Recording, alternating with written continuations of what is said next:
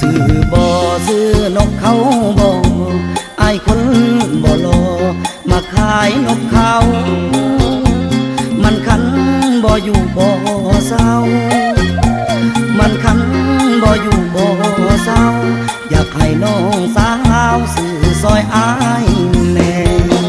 อ้ายเป็นผู้บ่าวทางแดนยังบ่มีแฟนผู้สาวบ่เลี้ยวแลรอขายนกเขาจนว่านาอายแลรอขายนกเขาจนว่านาอายแลเห็นใจอายแม่เถิดสาวคนไข้นกเขาของอายโตผู้มันคันจุกครูยามเห็นโตแม่นกเขาพอลายคันเสียงดงแท้แท้นกเขาพอลายคันเสียงดงแท้แท้